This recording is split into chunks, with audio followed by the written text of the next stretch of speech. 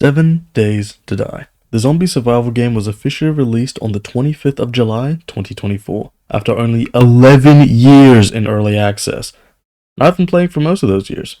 So, to celebrate this monumental event, I decided to do a funny little challenge, not only to the game, but to my sanity as well. And for that, I give you one of the hardest challenges ever done in 7 Days to Die.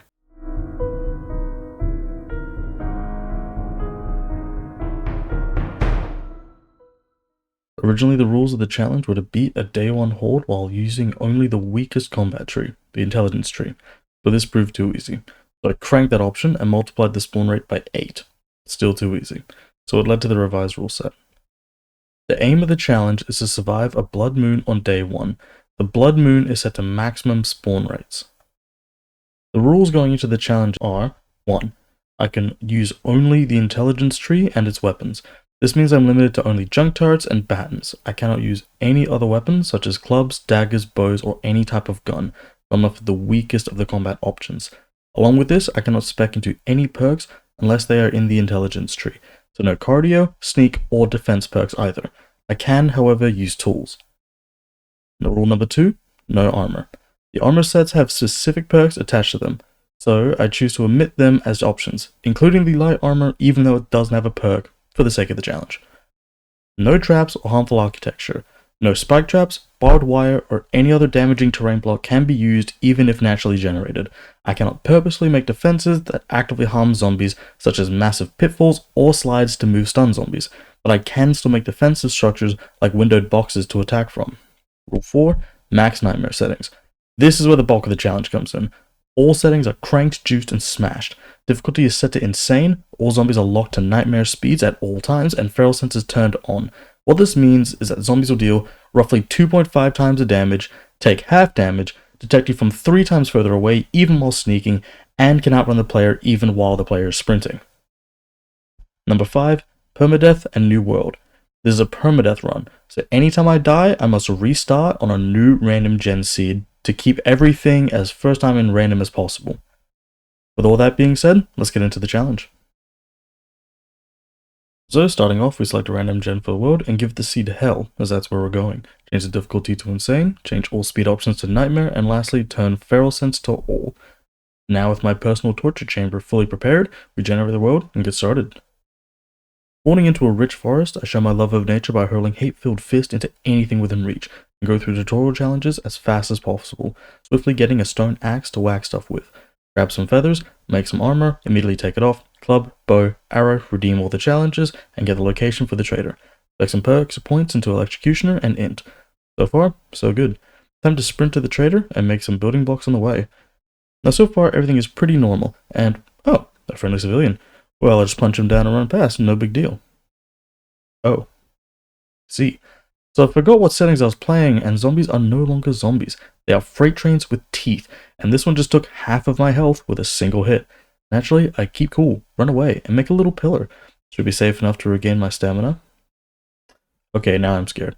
This menace to dental hygiene just instantly broke the block I was standing on, so I run to the nearest tree, build up because physics allows for it. Reality sets in quick, so try and get some more wood for more blocks, and this dude is already breaking down the tree I'm on. So, after getting some stamina, I leap off and run as fast as I can to the trader. Turning around, I can clearly see another 2 zombies running up to me, so I pull up another tree. More zombies come to the tree and knock it down just as I jump down and run into the trader. But one of the happy little bundles of death makes it through before the door closes. So I run around, jumping on stuff, and hit the zombie with my stone axe, and after an eternity of attacking, I can finally kill it. I drastically underestimated the power of feral sense. I've only ever played with it once, and not for long, but here I am with every part of the trader being besieged on all sides, and I can't even see them. In prior attempts, it was easy to quickly finish the trader's first quest, get the pipe baton as a reward, and then do trader quests for XP and money, make a defensive wall, and fight the Hoard. We need to juke zombies just to nearly die making it to the trader. So, it's time to improvise. By breaking the ankles on this boy and running to the quest marker, making some tree poles along the way, change the design of the blocks so I can place and attack at the same time, and make a totally great attacking point, till this rectal fissure slides up and uppercuts me down to 29 health. So naturally, I piss myself and start running to the next tree, rinse and repeat. But now, after another zombie joins into the fun, and my chances of survival went from 0 to Amazon worker. I'm sure you can see where this went. After being turned into mincemeat, we start again, and on a new seed, but now the seed is set to hellish to keep consistency of pain in the generation cycle. Now we go through the usual steps. Beat nature, axe, whack stuff, armor, naked, wacky stick, stick and string, sharp stick, and bada bing, we done. Wow. Okay, that's yeah, this is fairly far. And massive mountains. Yep, this seed is really living up to its name. Making up from prior experiences, I use the sneak function to sneak up the mountain. Like I have no time constraints whatsoever. And while becoming schizophrenic on top of the mountain was a very nice experience, I am shitting myself going up, as anything can be waiting for me at the top. But luckily for me, there is nothing there. No, I have the pleasure of dying inside as I turn around and come face to face with death itself. I sprint down the mountain with boosted speed and find another tree, build up and hit some of the stragglers, decide it's not worth it, and dash away. Can you see a pattern?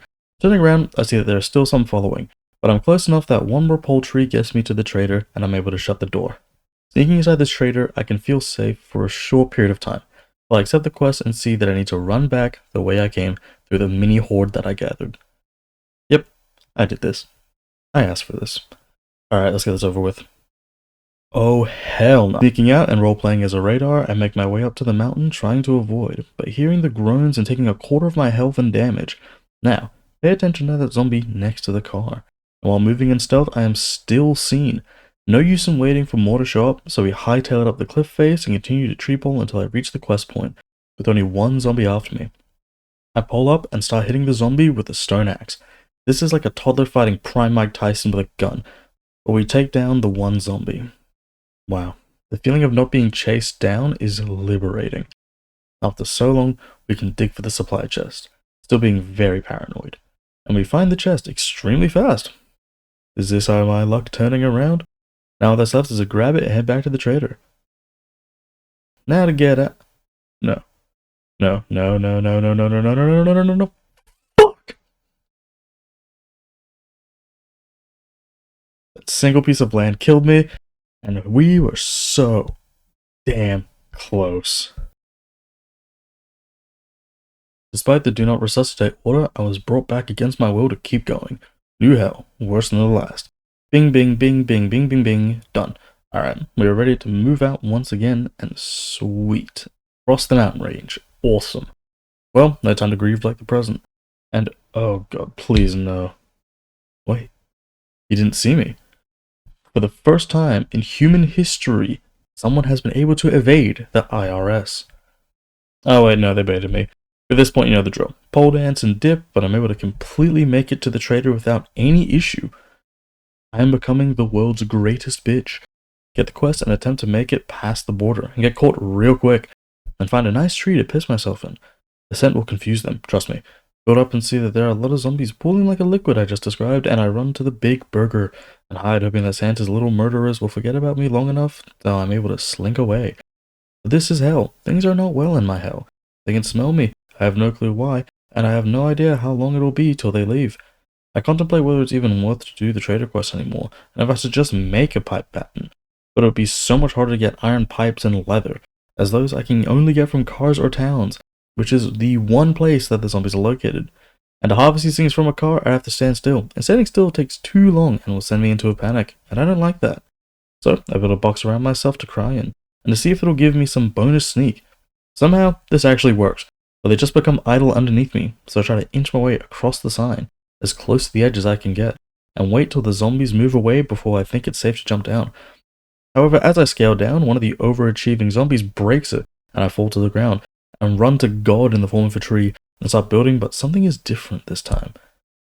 The long dormant neurons start coming to life, and I realize that I can hit zombies and still be safe. So, I do just that, and start whacking them and repair the block that I'm standing on. One of the two get knocked up to me, but luckily I'm able to stun him long enough to get to safety. And then continue to hit them. The refined tree strategy is born. Now, with no zombies running at me, I can approach the quest with a healthy amount of paranoia, which saves me. With confidence, I run to the same tree, take down the last zombie. Now there is nothing getting in my way of getting the treasure. Oh, you have got to be shitting me. So in running from that last zombie, I actually left the quest range and auto-failed, meaning no reward and no pipe baton. I was so close being able to finally beat the first part of the challenge, and it stripped from me at the last second. But all hope is not lost, as now there's an effective way to deal with zombies, and that we will be putting to test in the next run. Entering again with my neurons still firing, I remember that I also start with a torch, and it isn't actually a weapon governed in any of the perk trees, which means that I could technically use it as a weapon, and it can inflict burn. The burn damage status from the torch is so low that it is actually outdamaged by 2 swings of the stone axe, but any amount of DPS is a help, which I realize is actually slower to kill things with the torch than the axe in the first place, but it's a hope for a quicker way of doing things, so I'll still test it out. This newfound hope is instantly tarnished, however, when completing the tutorial quest and seeing that the trader is 900 meters away. So, time to start sneaking over. And I found out it's even worse, as I need to either spend another hour walking around the town to reach the trader, or run through the town and amass every zombie in the area. Being the bitch that I am, I try and sneak around, but I'm immediately spotted, shocker, and try putting the torch to use. I thought the torch might work well as a weapon, but to no one's surprise, it's terrible.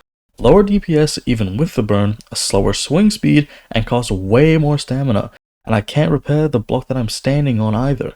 So the torch gets retired as a main weapon, but it's fun enough to pull out every now and again for the cosmetic debuff because I need some form of stimulus to keep going. I'm sick of sneaking by this point, and I'm now just sprinting from tree to tree.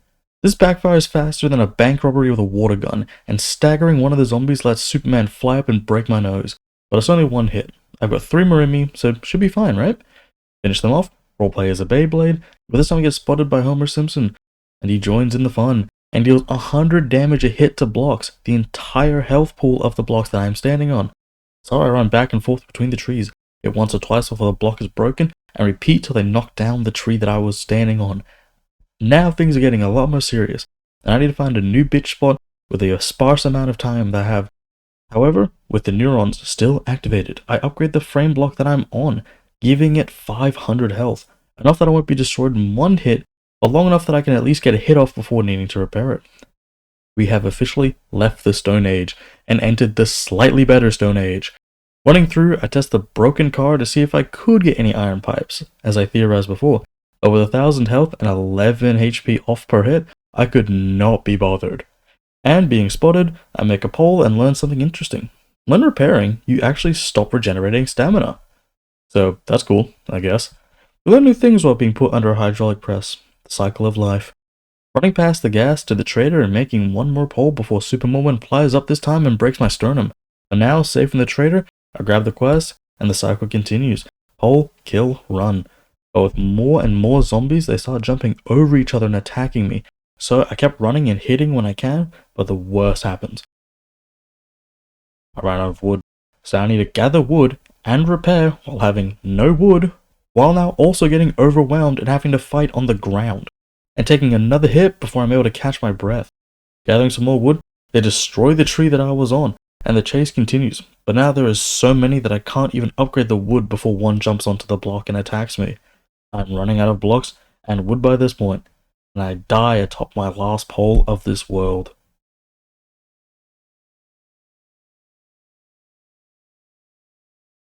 Big Brain 7, and this time, let's switch up the seed to be something a little nicer from what it's normally been, and this time call it Haven, as I need a safe place after that last death. Okay, spawn in and... is that the trader?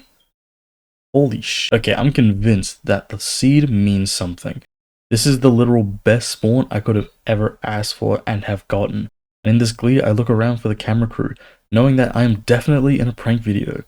Seeing that the coast is clear, I rush the tutorial, break down a whole tree, and sprint into the trader with no zombie interaction. Life is going amazingly.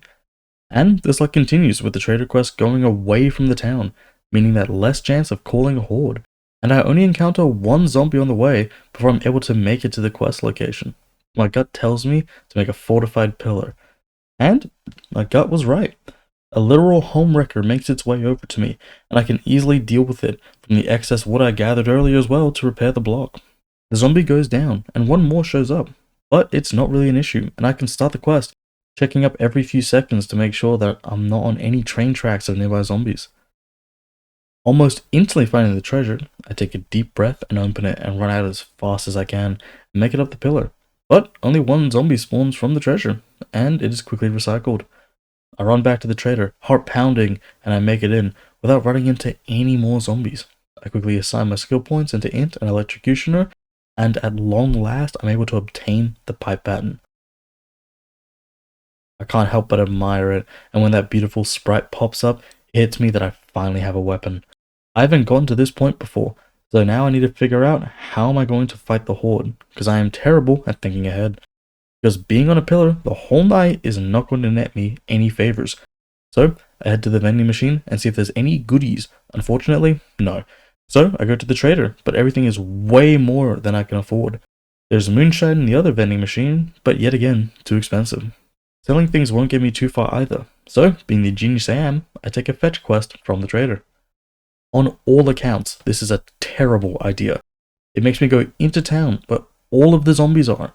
It locks me to a single location, so I can't even run away, and I would be losing a lot of my very limited and valuable time. But fuck it, we ball. And could I really say that I beat the challenge if we didn't ball at least once?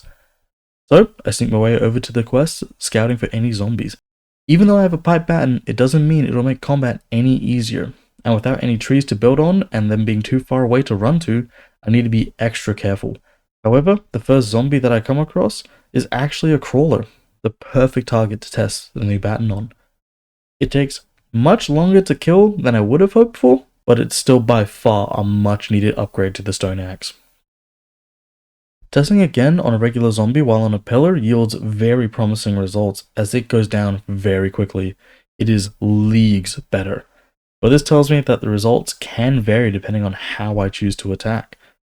But the sense of progress is unmatched, and I go back to the challenge tab and accept all of the completed challenges and see that I can also get 2 more completed for an easy 2000 XP, being to sell 5 items to the trader and buy 5 items from the trader, which means that with this one quest I might just be able to do both challenges in one fell swoop. Walking through the trailer park, my fear spikes as I see a doghouse and wait to be charged at, but to my surprise, in taking small steps, I'm able to actually make it to the quest marker. Seeing one straggling zombie behind a fence, I just, dispose of him pretty quickly. Nothing bad, except I'm about to get back shots by a sneaky zombie, but still no issues yet. Things are going incredibly well, and I'm falling more and more in love with the pipe baton as a weapon. Starting the quest, I begin sneaking towards the satchel, and walking through, I'm able to just see over the corner as the dog gets up. So, I pillar up, and I start fighting the dog. But, as I'm fighting him, he just runs off. Just away. I have no idea why. I decide that I'm not going on the ground to try and find him. I make a bunch of pillars, and I do a little bit of parkour just to get over. But, I notice that he's actually broken down the door and is now inside the trailer. And I cannot get down to fight him in the trailer for fear of waking more up, and also I will just die if I try to fight a zombie head on. So, I jump down from the pillar, lure him out, jump back on the pillar, and keep fighting him. This goes on for a while till I'm finally able to dispatch of him, and I continue with the quest, and I sneak up to the target trailer. Open the door, and there's the satchel. Now I just need to quickly reach in there and... Wow, that was easy.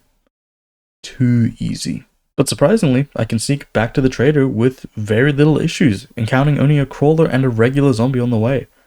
The luck just keeps going, with one of the quest rewards being a crafting skill magazine bundle. Terrible as an item right now, but can make a good amount of money. Perfect. After selling the items, I got 240 bucks to my name. I am now the most ballin' hobo in the apocalypse. I buy some forged iron to make short iron pipes in case I need to repair my weapon, and he's also carrying some cobblestone. So I grab that too, just in case I need to upgrade the wood to make my defenses a little bit stronger, and I make my way out. Now is the time to prepare for the Hoard, and I don't have much time left to find a place and also get all the resources. All of that starts with wood, so we head over and commence harvesting. After playing for long enough, my keen ears can now pick up on the tremendous earthquake stompers of the zombies. I'm able to get up a tree and whack them down, and I continue this process until I get all the wood that I need harvested. Now I need to find a place to defend, and nothing looks better than the stone church. strong walls to give me a great starting point for making my defenses, and hopefully a little bit of divine intervention as well. I want to make the base slightly off the ground, so it can't easily be destroyed by getting swarmed on all ends. But I don't want to make it too high in case any zombies pushing each other off can damage themselves. So, make one that's ever so slightly raised, kill a straggler outside the wall, and build up the church.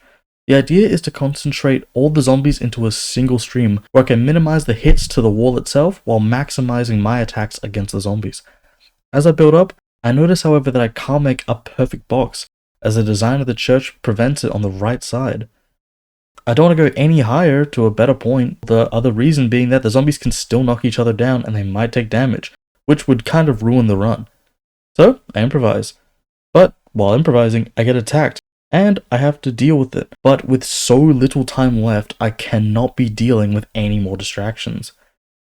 For some miracle, I'm able to place all the blocks I need to, and upgrade them, making the perfect little kill box that totally can't be run over. Never, not gonna happen, impossible. And a little escape path in case things get a little too dicey. So, with everything set, and the last of my perk points being assigned, it's time for the Hoard. Already hearing screams, I am terrified, and I panic upgrade the blocks around me, making the wall a little higher just in case they run over.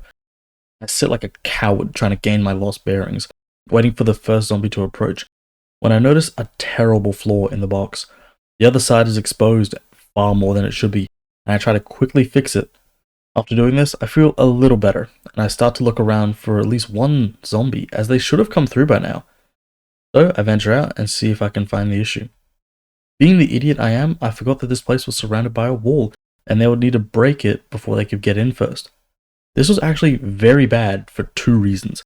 The first being that if they all piled up onto the wall as they were spawning and then broke it, they would all spill in a single wave, and there'll be too many to deal with, and they would easily break the wall and break through before I could deal with them. The second reason being that it's lame, just to sit there and wait. So I try and make a path for the zombies to be able to get over the wall, and it works well enough. The first zombie proves my incompetence at building, as the pathing makes it try to slide through the gap on the right. I'm able to move it in, but now it's still hard to hit him as he is trying to crawl in through the gap on the right, and it's just making it so when I try to whack him that I hit my own structures instead. But he goes down quick enough, and I'm able to quickly fix that small issue. Now that the box is complete, I hear the zombies breaking some of the wall. They'll be in soon. Just in time, I get notifications about my hunger and thirst. They're getting low. This is concerning, as with less hunger and less water, I have less max stamina and less stamina regeneration, which is pretty bad considering my only ability to fight is based off stamina. And, being the genius I am, I didn't buy any water or food while at the trader. So I'm just gonna pray that I don't need that extra stamina. I make adjustments to the staircase to let more zombies through, but they jump over and I need to run back. It's hard to make adjustments to my little defenses when every time I step out they get a little closer and try to leap onto me. Not very helpful. I keep one zombie in the kill box at a time to prevent staggering and crawling, but it takes more resources and repairs, so I can't do it forever. So I'm going to need to make choices on how many it can get through. Thinking about all of this, the outer wall breaks. Now they have an easier way in, but luckily I was able to get enough over the wall already that I wouldn't be swarmed. That doesn't matter, however, as a construction zombie surfs the door into the gap on the right and hits me through my defenses, knocking me down to half health. The box is compromised and I can't move into it without taking damage, but the other zombies are already breaking down the doors and walls as I sit. The worst case scenario is playing out before me, and I am petrified. I won't be able to last out the night like this. Luckily, I'm able to find an angle to hit the construction zombie and I can take it down. I quickly work on the next zombie and use my only bandage to slightly heal and repair the damages to the walls and doors. But now that two zombies have made it through the door, my next worst nightmare. They make it into the small gap the construction zombie was in, and I am vulnerable once again, but with only wood protecting me. I quickly upgrade the wood to stone to buy a little more time, but discourse after discourse, my pipe baton breaks. Everything that could be going wrong is going wrong at this one point in time. I use my last pipe to repair my weapon, but if my weapon breaks, that's it, I'm screwed. I also notice that I missed a block, and I fill in the hole as quickly as I can and upgrade it to stone so that they can't slip through if they get staggered. Fighting off the last few zombies in this crowd as I sit, nerves rattled, but resolve stronger than ever. I need to get through this horde. I dealt with the worst that I had to offer, with only a few zombies left, breaking the doors and breaking the walls. However, through all of these trials, and striking the wall and the zombies, I am able to make it to 4 AM. The Hoard is over. I jump onto the roof of the church and scream at the top of my lungs, watching as the sun rises above the mountainside, swinging my weapon in triumph.